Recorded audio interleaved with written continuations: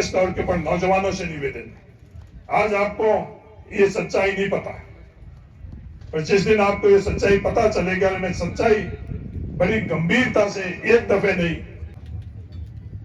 धन सिंह जी की विचार और विचारधारा संगठित तौर के ऊपर सिर्फ बाड़मेर जिला ही नहीं, राजस्थान ही नहीं, हिंदुस्तान के अंदर व्यवस्थित ढंग से आगे बढ़ाई जा रही है। और हमारी विचार और विचारधारा जो रामनाथ जी द्वारा हम लोगों को दी जा रही है, उसके बारे में हम लोग क्या कर रहे हैं, ये सवाल हम सब लोगों के सामने है। जाट समाज शैक्षणिक संस्था के शिलान्यास के अवसर पर मंच पर विराज रहे राजस्थान सरकार के मंत्री परमादेवी हेमाराम चौधरी साहब, पूर्व सांसद कर्नल सोनाराम जी, वर्तमान विधायक पद्माराम जी, गफूर अहमद जी, सलमा बादल जी, उमेदा राम जी, प्रधान साहब, सम्मानित मंच, समाज के बुजुर्गों और नौजवान साथी, सबसे पहले तो मैं संस्था को बहुत बहुत बधाई देना चाहता हूं कि बाड़मेर जिले के अंदर सबसे महंगी अगर कहीं जमीन है तो वो सेड़वा के अंदर जमीन, और सेड़वा की जो सबसे महंगी जमीन है उन्होंने खरीद कर और समाज के लिए ये संस्था बनाने का जो उन्होंने तय किया, उसके लिए बहुत बहुत धन्यवाद देना। सेड़वा के अंदर कोई सरकारी जमीन नहीं है, सरकारी जमीन नहीं होने के कारण समाज को किसी भी प्रकार का आवंटन की यहाँ गुंजाइश नहीं थी। मेरे से पूर्व वक्ता गफूर अहमद जी और पद्माराम जी अपने को बहुत ऊपर चढ़ा रहे थे कि जाट बहुत आगे बढ़ रहे हैं, जाट बहुत आगे बढ़ रहे हैं। इन्होंने तो सकारात्मक तौर के ऊपर जाट आगे बढ़ने की बात कर रहे हैं। कई लोग ये कहते हैं कि जाटों ने अपने हक और अनुपात से ज्यादा हिस्सेदारी और भागीदारी ले रखी है, किसी और का हक भी ये समाज ले रहा है, और हकीकत इसके बिल्कुल ही विपरीत है। पहले के समय से अगर हम लोगों की तुलना करें तो आज समय हम लोगों का ठीक समय आया हुआ है, और वो ठीक किसकी तुलना में हम लोगों का ठीक समय आया हुआ है। एक समय था जब हम लोगों के लिए दिन में पीने का पानी भी पर्याप्त मात्रा में नहीं था, अनाज भी हम लोगों के पास पर्याप्त मात्रा में नहीं था, तन ढकने के लिए कपड़ा भी नहीं था, और पैर के लिए जूतियां भी नहीं थी। एक नाखून रखने के लिए धरती भी हम लोगों के पास नहीं थी। अगर उसकी तुलना करें तो हाँ, हम लोग बहुत आगे बढ़े, पर आज इन व्यवस्थाओं के अंदर अगर हिस्सेदारी और भागीदारी और उसमें तुलना करें तो नहीं, हम लोग आगे नहीं बढ़े। ये मैं नहीं कह रहा हूं, ये देश के और प्रदेश के आंकड़े कह रहे हैं, ये हकीकत कह रही है। ये आंकड़े जो इस देश के अंदर जो जातिगत जनगणना है वो हुई भी है और हम लोगों के सामने क्यों नहीं रखी जा रही, उसका कारण ये और कोई दूसरा कारण नहीं है कि किस समाज की क्या स्थिति है भागीदारी के अंदर, चाहे वो शैक्षणिक तौर के ऊपर हो, चाहे नौकरी के संदर्भ में हो, चाहे वो सामाजिक हो।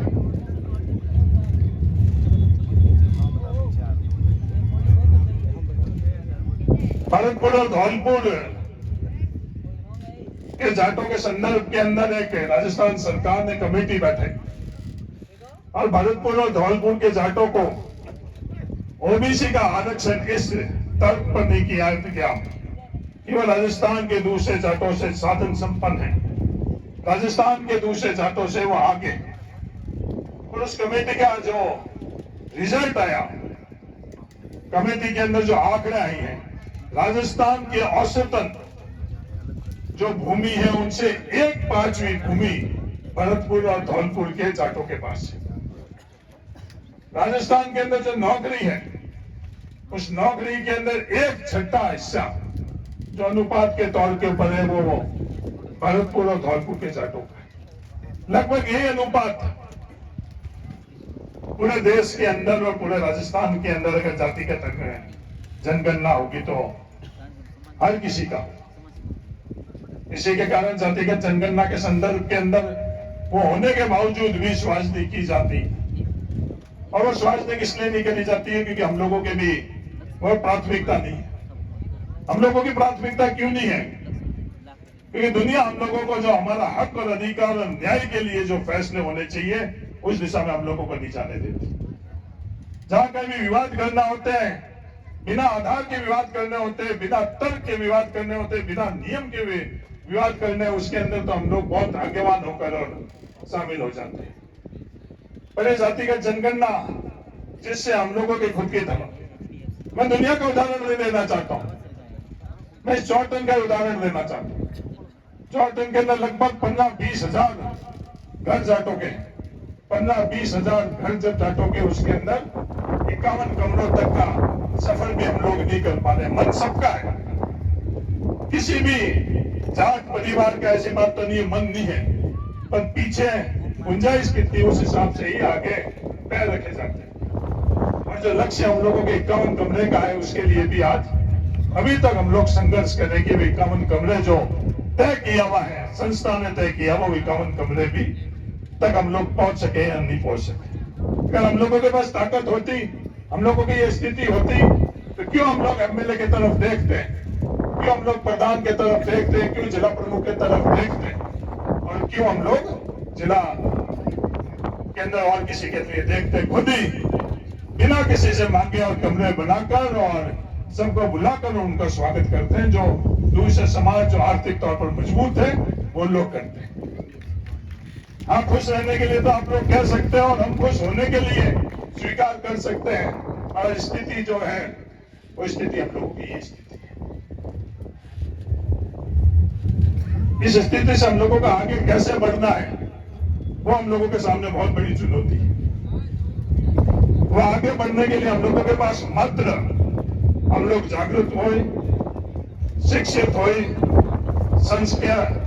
संगठित होए और संस्कार में हुई, जब जाकर हम लोग आगे बढ़ सकते हैं। इसके अलावा और दूसरा कोई माध्यम नहीं। और जहां जैसे निर्णय हुए हैं उस जड़ तक हम लोग कैसे पहुंचे, उस सच्चाई तक कैसे पहुंचे, ये हम लोगों के लिए सबसे बड़ा। खातेदारी का अधिकार हम लोगों को मिला 1954 का, वो तारीख हम लोगों को याद नहीं। होली और दिवाली से बड़ी तारीख हम लोगों की वो होनी चाहिए जिस दिन हम लोगों को जिस जमीन के ऊपर हम लोग मजदूरी कर रहे थे वो जमीन का मालिकाना हक हम लोगों को मिला। और वो बात हम लोग नहीं कर रहे हैं। वो निर्णय किसने किया वो बात हम लोग नहीं कर रहे हैं। वो निर्णय हम लोगों के लिए ठीक था, गलत था, उसके बारे में हम लोग बात नहीं करते। शिव के अंदर पिछले दिनों के अंदर समाज की इस तरह का आयोजन हुआ। उस दिन मैंने ये बात करी कि आजाद हिंदुस्तान के अंदर बाड़मेर के अंदर दो विचार चल रहे थे। एक तो उस वक्त के तत्कालीन तन सिंह जी, स्वर्गीय तन सिंह जी के माध्यम से एक विचार और विचारधारा चल रही थी, और दूसरी चल रही थी चौधरी रामदास जी। तन सिंह जी की विचार और विचारधारा संगठित तौर के ऊपर सिर्फ बाड़मेर जिला ही नहीं, राजस्थान ही नहीं, हिंदुस्तान के अंदर व्यवस्थित ढंग से आगे बढ़ाई जा रही है। और हमारी विचार और विचारधारा जो रामदास जी द्वारा हम लोगों को दी जा रही है उसके बारे में हम लोग क्या कर रहे हैं, ये सवाल हम सब लोगों के सामने है। या तो विचार और विचारधारा हमारे पूर्वज रामदास जी और उनके सक्षम जो लोगों ने दी है वो या तो उससे हम लोग सहमत हैं, और या उससे सहमत नहीं और सहमत है तो क्या हम लोगों की जिम्मेदारी नहीं बनती है कि उसको हम लोग आगे बढ़ाएं। अगर इस दिशा में हम लोग नहीं चलेंगे हमको आकर कोई भी ये नहीं जागृत करेगा कि हमको किस दिशा के अंदर जाना है, कि जब तक हम लोग जाए। मैंने खुद ने सर्वे करवाए और सर्वे के अंदर जो नरेगा के माध्यम से टाके बन रहे हैं वो टाके 99% लोग कहते हैं वो टाके से हमारे सरपंच ताकत तो बढ़ा दी। वो टाके किससे बने हैं, कौन सी योजना है, वो योजना किसने बनाई, बाड़मेर जिले के अंदर टाके और ये ग्रेवल सड़कें बनाने के लिए कौन व्यक्ति ने बैठकर ये फैसला करवाया। अगर वो हम लोग 1 लाख टाके हम लोगों के परिवारों के अंदर बने, अगर उसकी जानकारी हम नहीं रखेंगे तो भविष्य के अंदर हमारे अनुरूप निर्णय कैसे होंगे। हर दिशा के अंदर हम लोगों के साथ अन्याय हो रही है, और अन्याय का मूल जो जड़ ये है कि हम लोग खुद भी उस दिशा के अंदर जागृत नहीं हो रहे हैं। सिर्फ और सिर्फ विवाद के लिए हम लोगों को इस्तेमाल किया जा रहा है, आपस के अंदर गलत शब्दों का इस्तेमाल करने के लिए हम लोगों का।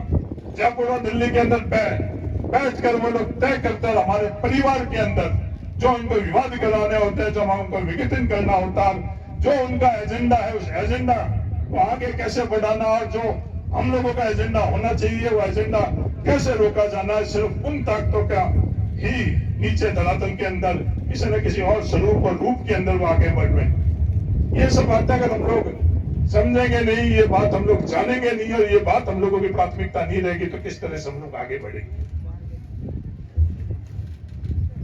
जिला प्रमुख साहब से बात करी गई, मेरे पास किसी चीज की ताकत हुई और वो मैं ताकत किसी के निर्माण के अंदर लगाऊं तो मुझे आशा करनी चाहिए कि उसका हक और अधिकार और उससे मैं कुछ लेकर उससे मांग करूं। मेरे पास जो ताकत है वो ताकत तो उनके जब उनको जरूरत पड़ी उस वक्त तो उनके साथ मैंने उसको उपयोग में नहीं किया और वो उनके सामने लगाई और फिर ये बात करे कि नहीं जिला प्रमुख महोदय यहाँ के अंदर इस संस्था के अंदर कुछ पैसे अपने जिला प्रमुख मद से दे, तो क्या ये जायज चीज है? क्या वो जायज चीज नहीं है? इसके बारे में आप लोग आकलन करें।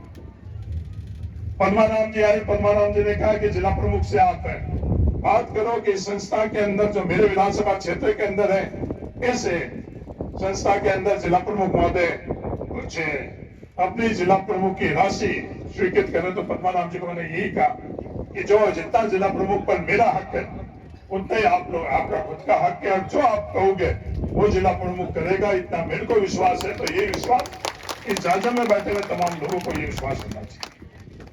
पद्माराम जी ने कहा कि 15 लाख होने चाहिए। मैंने कहा जो भी आप लोग तय करोगे वो जिला प्रमुख देगा, क्योंकि जिला प्रमुख आपका है। जो अपना होता है उसे मांगा नहीं जाता, अपना होता है उस पर हक होता है, वो विश्वास होता है कि जितना हम चाहेंगे उतना वो करेगा। और अपना नहीं होता है जब हम लोग उनसे मांग करते हैं और ये आशा करते हैं कि कोई ना कोई घोषणा करे। मेरे से जितना भी यथासंभव होगा, जीवन के अंदर कभी भी मैंने घोषणा नहीं करी, नहीं तो मैं चुनावों में घोषणा करी, नहीं मैंने कभी मेरे एमएलए मत की घोषणा करी और नहीं मैंने किसी और जगह जो भी मुझे करना था उसकी घोषणा करी, जितना यथासंभव होगा। क्योंकि इन्हीं संस्थाओं से सिर्फ शिक्षा और संस्कार भी नहीं मिलते, ऐसी संस्थाओं के माध्यम से जब जिसको जैसी जरूरत होती है उनकी जरूरतों की पूर्ति भी होती है। आज समय अलग है, पर जो समय जिस समय हम लोगों के लिए छत नहीं हुआ करती थी, हम लोगों के लिए बैठने के लिए जगह नहीं हुआ करती थी, जब हम लोगों को बाड़मेर के अंदर स्वर्गीय रामदान जी और उनके साथ के उस पीढ़ी के लोगों ने किसान छात्रावास के माध्यम से हम लोगों को वो छत दी और वो जगह थी। मेरे जैसे लोग, हमारे जैसे परिवारों के पास उस समय छत नहीं होती थी। किसान मोल्डिंग के अंदर मेरे खुद की पैदाइश हुई, हॉस्पिटल में नहीं हुई, कि नहीं और जगह नहीं हुई, वो किसान मोल्डिंग के अंदर हुई। तो ये संस्था सिर्फ शैक्षणिक तौर के ऊपर ही नहीं, हर तरह से जब जिसको आवश्यकता हुई उसके लिए ये माध्यम बने, उसके लिए यहाँ पर शेरवा के अंदर जब जिसकी जरूरत पड़े ये संस्था का प्रांगण उसके लिए काम में आई। ये आप सब लोगों को शुभकामनाएं। आप लोग संगठित रहो। और अंत में जो पद्माराम जी कह रहे थे वही बात में आगे करते हुए, अपना कौन है अपना कौन नहीं है उसको आप पहचानो। और जो अपना है, मेरी नजर में ये पद्माराम अपना है। तो जो अपना है उसको आप तय कर उसकी मदद करो। जयपुर और दिल्ली में तय कर वो ताकतें जो हम लोगों के वो सौदे करती है, वो रोकने के लिए कीमतें लगाती है, कीमतें लेती है, उनकी तय किए हुए निर्णय को या लागू करने का अवसर आप लोग नहीं दो। ये मेरे परिवार के तौर के ऊपर आप सब लोगों से निवेदन है, विशेष तौर के ऊपर नौजवानों से निवेदन है। आज आपको ये सच्चाई नहीं पता, पर जिस दिन आपको ये सच्चाई पता चलेगा, मैं सच्चाई बड़ी गंभीरता से एक दफे नहीं कई दफे इस सच्चाई को जो करने वाले हैं उनके मुंह पर कहकर इस सच्चाई को मैं कहता हूं। अगर ये सच्चाई हम लोगों को ज्ञात होगी तो अपने आप ही हम लोगों के निर्णय ठीक रहेंगे। तो आप सब लोगों से ये निवेदन है, जो अपना है उसको पहचानो, अपना निर्णय खुद लो अपने निर्णय की कीमत कोई और तय करे और उसका सौदा कोई और करे, ये किसी को, चाहे वो कोई भी हो, ये अधिकार आप किसी को नहीं दो। इसी के लिए हम लोगों के पूर्वजों ने संघर्ष किया था, इसी के लिए हमारे पूर्वजों ने बहुत कुछ खोया। आज हम लोग बहुत जो वंचित है उसी कारण से हैं। अगर इस चीज को आप लोग समझोगे तो आने वाला समय हम लोगों का बेहतरीन समय होगा। कुछ कदम हम लोग आगे बढ़े हैं।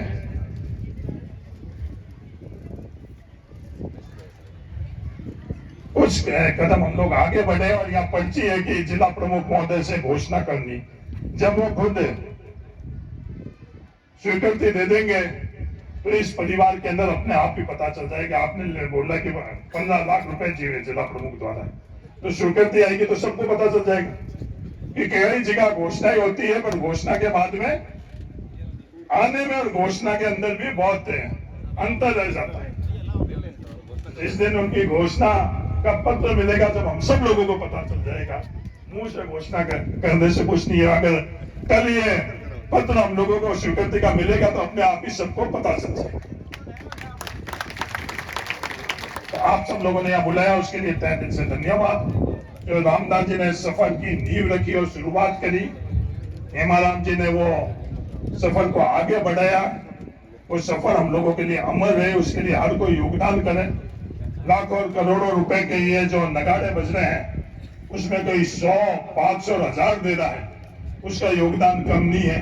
जिसकी जितनी इजाजत देती है, कोई 100 रुपया भी अगर देता है, उसके घर की गुंजाइश 100 रुपए की हुई, वो भी 100 रुपए भी ये पद्माराम जी के 21 लाख से के बराबर ही है। इसलिए कोई भी जहन में ये नहीं रखे कि साहब ये पद्माराम जी ये तो लाखों रुपए की घोषणा कर रहा है, मेरे पास तो मात्र 100 रुपए, 1000 रुपए, मैं या कैसे सहयोग करो, वो इसकी चाहत नहीं रखनी चाहिए। 21 लाख रुपए अपनी जगह, लाखों रुपए अपनी जगह, जो 100 रुपए, 1000 रुपए वो अपनी जगह। इसलिए इस जो मंदिर है हम लोगों के लिए यहाँ सेरवा के अंदर, इस मंदिर के निर्माण के अंदर सेरवा के प्रत्येक किसान परिवार से योगदान कैसे मिले, ये बात हम सब लोगों को यहाँ तय करनी चाहिए। चाहे वो 5 रुपए क्यों नहीं है, 100 रुपए क्यों नहीं है, 1000 रुपए क्यों नहीं है, हर किसी की ईट यहाँ लगनी चाहिए।